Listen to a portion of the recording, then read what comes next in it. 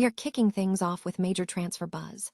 Liverpool is gearing up for a massive defensive shakeup as reports surface about Virgil van Dijk's future.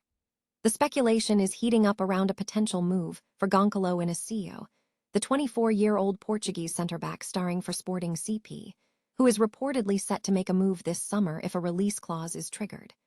We dive into what this potential transfer means for Anfield's defense and Portugal's rising star.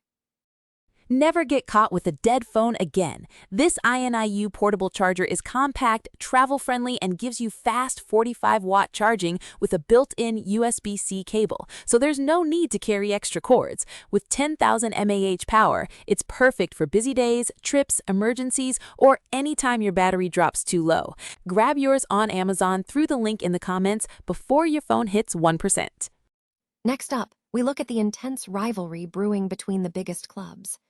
Manchester United fans are being encouraged to join forces with their Liverpool counterparts in a powerful tribute to Diogo Jota at Old Trafford. We explore the growing sentiment among supporters to show unity in memory of the Portuguese international, highlighting the complex relationship between the two fan bases. Now, let's shift focus to the national scene and infrastructure development. We get an inside look at the championship status of Porto, with one source detailing 10 reasons why Porto is the champion of Portugal for the 2025-26 season. This segment will unpack the reasons behind Porto's current dominance in Portuguese football. And finally, we turn to stadium plans and future projects. João Rodrigues has revealed crucial details about the rehabilitation of the 1-0 de Maio Stadium. Find out how potential agreements with Sporting de Braga could channel funds directly into recovery projects for this vital facility, and what the timeline looks like for this important renovation. Stay with us for all the latest breaking news. Liverpool is reportedly exploring options for their future central defense following the impending departure of Virgil van Dijk. With the Dutchman nearing the end of his contract, a succession plan appears to be in place, with names like Alessandro Bastoni and Nico Schlotterbeck being prominent targets. However, the club may also consider a high-profile move for Gonçalo Inácio, the 24-year-old Portuguese captain starring for Sporting CP. Inácio is reportedly set to move this summer if a club triggers his release clause, estimated to be around €60 million, or £52 million. The Italian outlet highlighted that Inácio possesses significant leadership credentials, having emerged as a key figure in the Portugal dressing room and potentially ready to take over as captain. A modern, ball-playing defender, Inácio is praised for his anticipation, progressive passing, and ability to operate effectively across multiple defensive positions. Liverpool's interest is underscored by reports from Gazzetta dello Sport suggesting the club would not be indifferent to securing a player with his profile, noting that top clubs are actively pursuing him. Inácio's contract with Sporting extends to 2030 and includes a release clause in the €60–80 million range, with discussions ongoing regarding its potential adjustment. Manchester United fans are being encouraged to join forces with Liverpool supporters in paying tribute to Diogo Jota during their upcoming Premier League fixture at Old Trafford on Sunday. The gesture comes as the match marks 10 months since the death of Diogo Jota and his brother Andre Silva in a car crash in northern Spain. Supporters at Liverpool have been commemorating Jota by observing the corresponding minute of every Liverpool FC game this season. A proposal has been submitted to the Manchester United Supporters Trust, MUST, suggesting that the home crowd respond to the away supporters' 20th-minute tribute in memory of Jota with applause. This suggestion is a reciprocal gesture following solidarity shown by Liverpool fans towards Cristiano Ronaldo 4 years ago.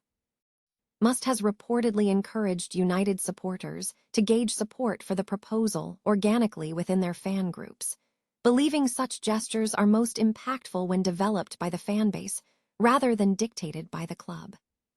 The rivalry between the two clubs has historically been marred by regrettable incidents, including bigoted chanting. However, the report acknowledges that Manchester United handled their own tribute to Jota at Anfield with dignity following his passing last July. Captain Bruno Fernandes, a former teammate of Jota from the Portugal national team, recently expressed that it would be difficult to face Liverpool without his compatriot on the pitch. While animosity between the fan bases is expected, focusing hostility on the pitch rather than on vile chanting in the stands is crucial. If Manchester United supporters participate in the away fans' 20th-minute tribute to Jota at Old Trafford tomorrow, it is anticipated to create a significant moment of unity and be warmly welcomed by the Liverpool community. Porto has been crowned champions of Portugal for the 2025-26 season, according to data from OneFootball. This achievement marks a significant victory for the club in the domestic league. The announcement was made on May 2, 2026, confirming Porto's status as the top team in the Portuguese football landscape for that season. Portugal's 1-0 de Maio Stadium is on the roadmap for significant renovation, with funding contingent on a potential agreement between the City Council and Sporting de Braga concerning the municipal government. João Rodrigues, speaking to journalists following an executive meeting, confirmed that funds resulting from such a deal would be directly allocated to the requalification project. Rodrigues elaborated that recovery plans for the stadium are currently being prepared to ensure readiness once the necessary funding becomes publicly available, emphasizing the stadium's public interest status. He noted that while projects are being developed, attention remains on the possibility of new funding applications. Rodrigues stressed the urgency of the work, stating, "I myself am always aware of this, because everyone has already realized that it is a facility that we have to rehabilitate sooner or later." However, he made no immediate commitments regarding timelines, clarifying that he is not commencing work immediately.